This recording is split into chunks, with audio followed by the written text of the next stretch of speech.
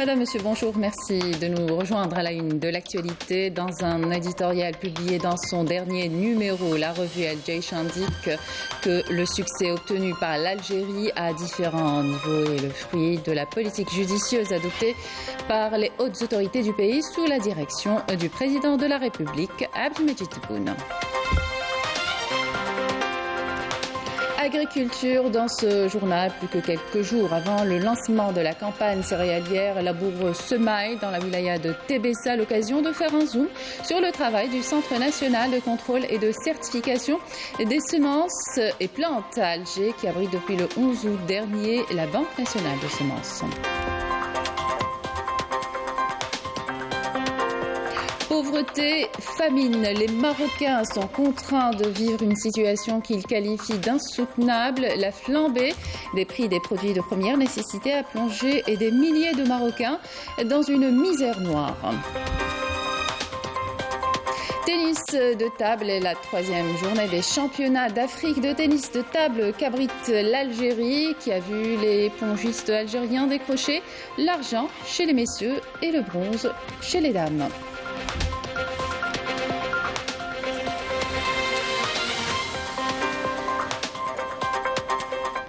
Bienvenue à tous. Le ministre des Affaires étrangères et de la communauté nationale à l'étranger, Mtala Mamra, a été reçu lundi soir dès son arrivée au Caire par le président de l'État de Palestine, Mahmoud Abbas, à qui il a remis une invitation adressée par le président de la République, Abdelmajid Tebboune, pour participer aux travaux de du 31e sommet arabe prévu à Alger les 1er et 2 novembre prochains. La Mamra a transmis lors de cette audience les salutations du président Abdelmajid Tebboune à son frère, le président Mahmoud Abbas, réitérant l'engagement constant de l'Algérie à soutenir les droits légitimes du peuple palestinien frère et son aspiration au rôle actif de l'État de Palestine dans la réussite de cet important rendez-vous arabe. Écoutez.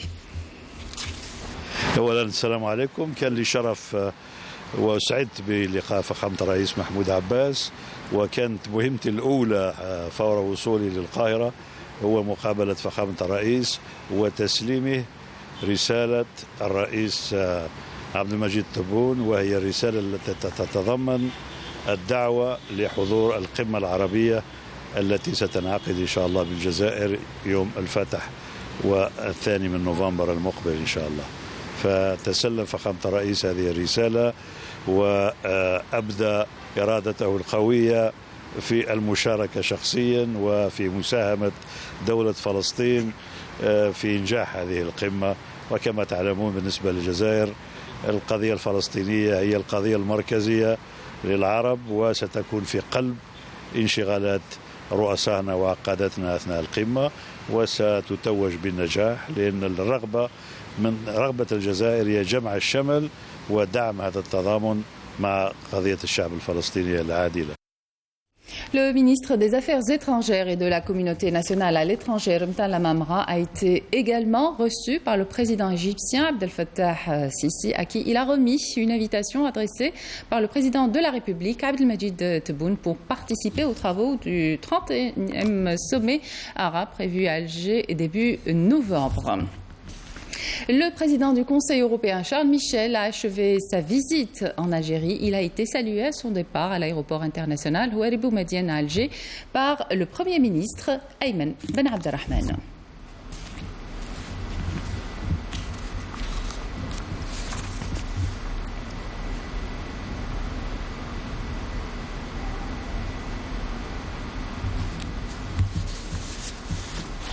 Je vous le disais en titre, dans un éditorial publié dans son dernier numéro, la revue Al Jaish a indiqué que le succès obtenu par l'Algérie à différents niveaux est le fruit de la politique judicieuse adoptée par les hautes autorités du pays sous la direction du président de la République, Abdelmajid Tebboune, chef suprême des forces armées, ministre de la Défense nationale. Amélie Siridir.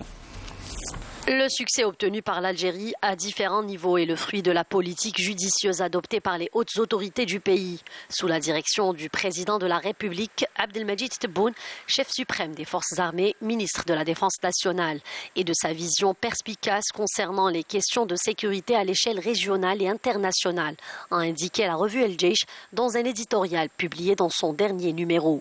Les visites successives effectuées par des chefs d'État et de gouvernement traduisent la confiance dont jouit notre pays en tant que partenaire important sur le continent africain et le respect qui lui est témoigné pour ses efforts à différents niveaux. En premier lieu, sa grande contribution dans la lutte contre le terrorisme et à la restauration de la paix, ainsi que pour son rôle efficace dans la résolution des différents conflits en Afrique, a mis en exergue El Jaish. La revue a souligné dans le même ordre d'idées que l'Algérie a enregistré au cours du mois dernier une présence remarquable au niveau international, dans la mesure où la participation de l'armée nationale populaire au plus haut niveau au 10e séminaire sur la sécurité internationale a une fois de plus démontré la justesse de l'approche algérienne dans le domaine de la lutte contre le terrorisme. Dans son intervention via visioconférence lors de ce séminaire tenu à Moscou à la mi-août, le général d'armée Saïd Chingriha, chef d'état-major de l'ANP, a plaidé pour la prise en charge des crises en Afrique et dans le monde,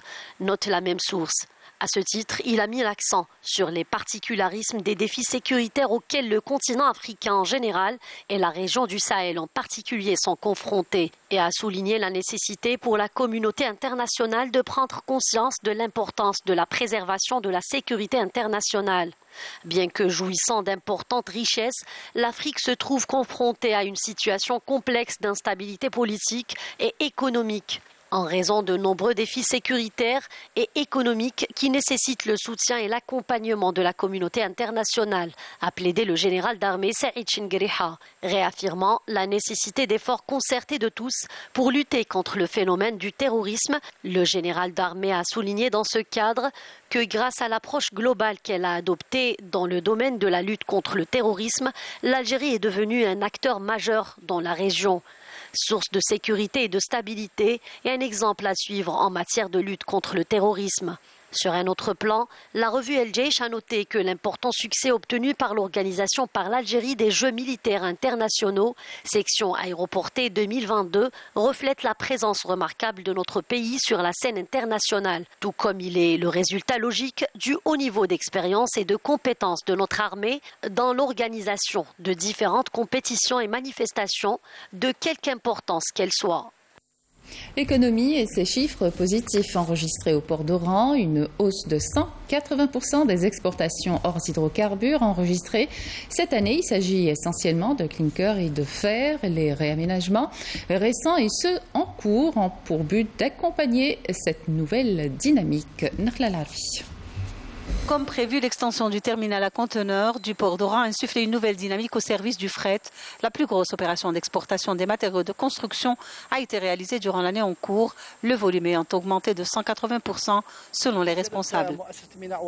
L'entreprise portuaire d'Oran a enregistré environ 2 600 000 tonnes en termes de volume des exportations cette année. Pour ce qui est de la marchandise exportée vers l'Europe, l'Afrique, les États-Unis et le Canada, il s'agit du clinker et du fer, lesquels représentent une augmentation de près de 184% par rapport à l'année dernière. L'augmentation substantielle du volume des exportations a poussé les gestionnaires à accélérer la finalisation des projets de développement pour un meilleur traitement des marchandises et pour une exploitation optimale du terminal à conteneurs réalisé avec des standards internationaux. Les travaux du terminal à conteneurs sont terminés.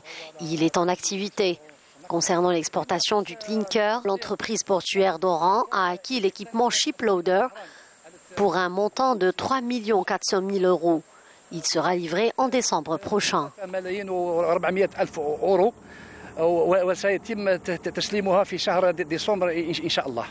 Le port d'Oran devrait connaître une hausse sensible des activités d'export, cela à la faveur de la mise en service de la voie rapide menant vers l'autoroute Est-Ouest. Focus à présent sur le Centre national de contrôle et de certification des semences et plantes à Alger qui, grâce à ses nombreux tests et contrôles physiologiques et phytosanitaires, permet une certification des semences. Le CNCC abrite depuis le 11 août dernier la Banque nationale de semences. Reportage Saïda Maïf.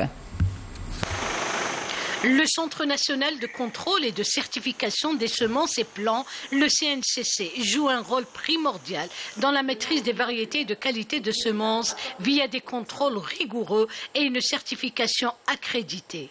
Une référence en la matière, fondement de la sécurité alimentaire. Les principales missions du centre, donc nous avons la mission de contrôle et de certification des semences et plants. Aussi, la gestion du catalogue officiel des variétés et espèces, grandes cultures, cultures maraîchères et cultures pérennes. Et une autre mission aussi, c'est l'appui technique, c'est-à-dire l'accompagnement des établissements producteurs et des agriculteurs durant toute la campagne. Différents tests physiques, physiologiques et phytosanitaires sont effectués dans l'objectif de certification des semences et plants afin d'atteindre la qualité optimale escomptée. On joue un rôle prépondérant pour assurer la sécurité alimentaire.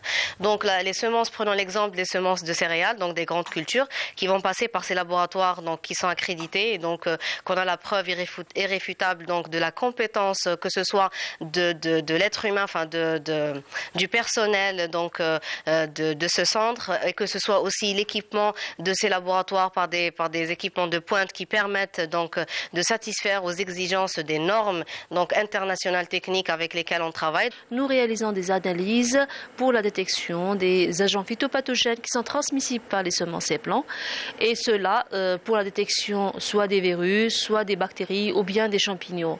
Et nous utilisons des référentiels internationaux tels que l'OIPP. L'identification variétale des espèces cultivées via des techniques moléculaires de pointe demeure un atout de taille pour des analyses précises et fiables. En effet, le CNCC dispose d'équipements de haute technologie. Et donc, du moment qu'on parle d'analyse moléculaire, elle est basée sur, ou elle est réalisée en utilisant l'ADN.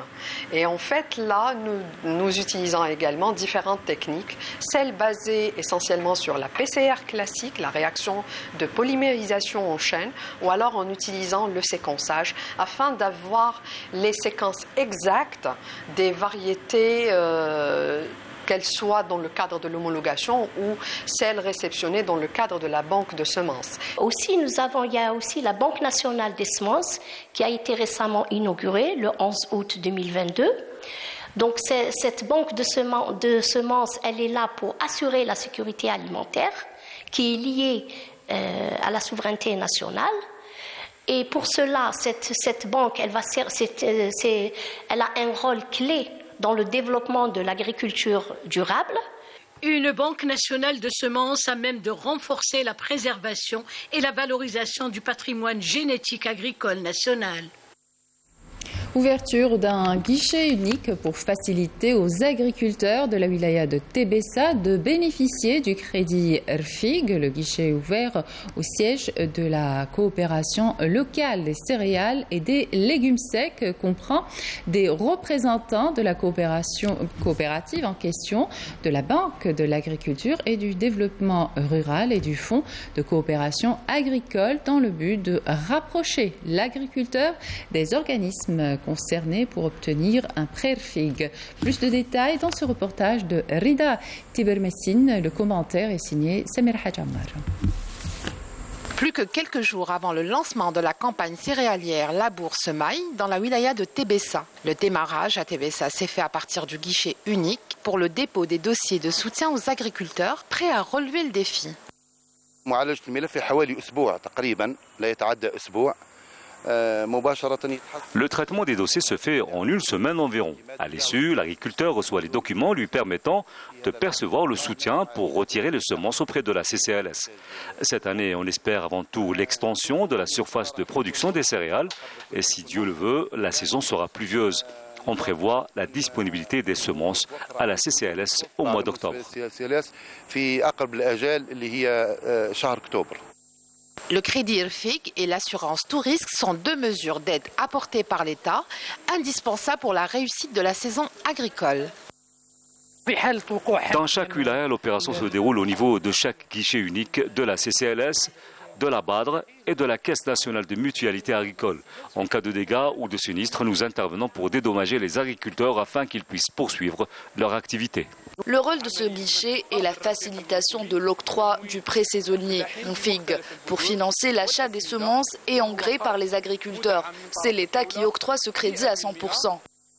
L'Office régional des céréales et des légumes secs de la wilaya de Tébessa a pris toutes les dispositions nécessaires pour la réussite de cette campagne.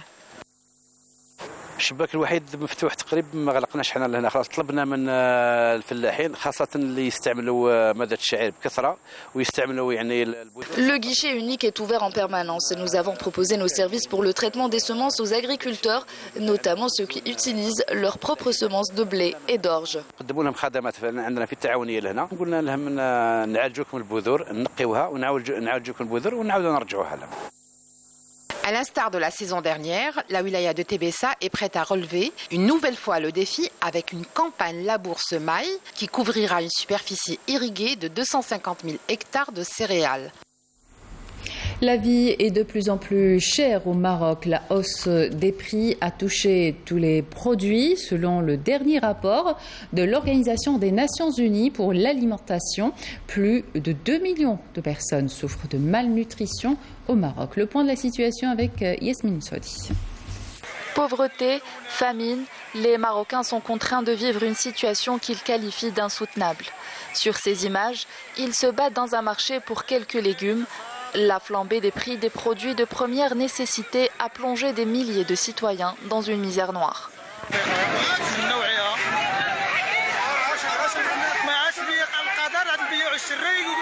Selon le dernier rapport de l'Organisation des Nations Unies pour l'alimentation, plus de 2 millions de personnes souffrent de malnutrition au Maroc. Ainsi, la proportion de cas d'insécurité alimentaire grave sur le total de la population marocaine a atteint 9,7% entre 2019 et 2021, soit environ 3,6 millions de personnes, contre 6% entre 2014 et 2016. En somme, la famine ne fait que gagner du terrain au Maroc. Les Marocains vivent la pire crise économique de leur histoire. Dans ce pays où la corruption gangrène de nombreux secteurs, la grogne populaire ne faiblit pas. Dénonçant la gravité des inégalités sociales et un gouvernement en total décalage avec la réalité et les revendications légitimes de son peuple. Un ras-le-bol exprimé au quotidien par pratiquement la majorité de la société marocaine, au plus bas degré de la misère sociale, victime de cette déchéance engendrée par un régime totalitaire qui accapare les richesses du pays. وما كايناش باش نعيشوا وكيقول لك سير تكري كيقول لك سير تكري كيقول لك سير تكري اخويا انا دابا راه كنتمناو اللهم الموت كنتمناو الموت من عند الله اللهم تموت ولا تبقى عايش فين تمشي تكري فين علاش تكري 1500 درهم اصاحبي وكيقول لك عندك 3 الاولاد ما ندخلكش ما ندخلكش اخويا ما ندخلكش اخويا ما ندخلكش اخويا ما عنديش فين نمشي ما عنديش فين نمشي ما عنديش فين نمشي واش نسكن في الغابة الناس مشاو للغابة وتكرفسوا ليهم على عيالاتهم. La colère sociale qui soulève le pays depuis quelques mois est loin de se calmer. Les Marocains réclament un changement radical, une vie digne et meilleure, promettant de poursuivre leur lutte jusqu'à ce que leurs revendications soient totalement satisfaites. Un Palestinien de 19 ans a été tué hier par un tir sioniste près de Jenin, secteur du nord de la Cisjordanie occupée. C'est ce qu'a annoncé le ministère palestinien de la Santé, soulignant que le jeune homme avait été blessé par balle à la tête, au pied droit et à la cuisse gauche avant de succomber à ses blessures. Retour en Algérie, tennis de table, la 3e journée des championnats d'Afrique de tennis de table qu'abrite l'Algérie a vu les pongistes algériens décrocher l'argent chez les messieurs par équipe après plusieurs années et le bronze chez les dames qui ont pu mieux faire que l'édition de 2021. Les Algériens envisagent de réaliser de meilleurs résultats lors des prochaines journées. Il est à rappeler que cette 25e édition des championnats d'Afrique se déroule à la Coupole jusqu'au 9 de ce mois. Sarah Derbella. Il aurait fallu attendre 18 ans pour que l'Algérie décroche une médaille d'argent au championnat d'Afrique de tennis de table. Et c'est grâce à l'Arbi, Sami, Mehdi et Sofiane que le drapeau algérien était présent sur le podium. Après une défaite face à l'Égypte et une victoire devant les Camerounais en poule, nos pangistes ont battu le Maroc en quart et la Tunisie en demi-finale pour croiser le fer encore une autre fois avec cette bonne équipe égyptienne en finale où les nôtres se sont inclinés 3-1 malgré leur grande détermination. Contre l'Égypte, c'est toujours compliqué. Ils sont favoris sur le papier, ils sont favoris à la table aussi. Maintenant, ça reste une belle médaille quand même. La médaille d'argent, ça faisait longtemps qu'on ne l'avait pas vue. Donc, alhamdoulilah. On avait fait un parcours quasi sans faute jusque-là. Mais ouais, là, la marche était un petit peu haute quand même. On a perdu 3-1, on aurait pu faire un peu mieux encore sur le match, mais je pense qu'il faut qu'on essaie de régler. Il y a quelques petits réglages qu'il faut qu'on arrive à faire pour essayer peut-être de se concentrer sur les simples. On est très très content de cette place. Ça fait très très longtemps qu'on n'a pas eu cette place. Ça va nous motiver pour les prochaines épreuves et j'espère qu'on va honorer l'Algérie et ramener encore plus de médailles. Le niveau en finale aussi était très relevé. J'ai gagné mon match 3-2 à l'arrache. Je suis content d'avoir gagné ce match, mais déçu d'avoir perdu le dernier match sur Omarassa. Et pour moi, c'est ma première compétition africaine, donc médaille d'argent, c'est super. Et on va espérer pour la médaille d'or dans le futur. C'était prévisible, mais on a fait tout pour au moins de faire la surprise, si on veut dire. Mais alhamdoulilah, ça va, mais c'est une satisfaction pour nous. Je joue dans mon deuxième pays qui est l'Algérie. Je peux vous dire que la finale était très dure, mais on a réussi à décrocher l'or. Plus tôt dans la journée, les Algériennes se sont contentées d'une 3e place au podium après une défaite devant l'Égypte en demi-finale et une victoire face à l'île Maurice. Une meilleure performance comparée à la précédente édition. On a eu la médaille de bronze et la 3e place. Plus on a réalisé l'objectif, on est qualifié en championnat du monde. Sache que l'année passée, on est classé 5e. Donc pour nous, c'est un bon résultat. On a pu concrétiser nos objectifs qui est le podium dans les deux sexes, dames et messieurs, mais avec plus un exploit en équipe masculine en décrochant la médaille d'argent. On a été battu en finale contre l'équipe égyptienne, mais un match très disputé et une rivalité entre les deux équipes. On a amélioré le résultat de l'édition précédente avec une médaille de bronze et 3e place. Donc c'était un exploit aussi pour les dames. Inch'Allah, la suite de la compétition, ça sera meilleur, encore plus de médailles. Nos pangistes ambitionnent de décrocher d'autres titres lors des prochaines épreuves de ce championnat d'Afrique.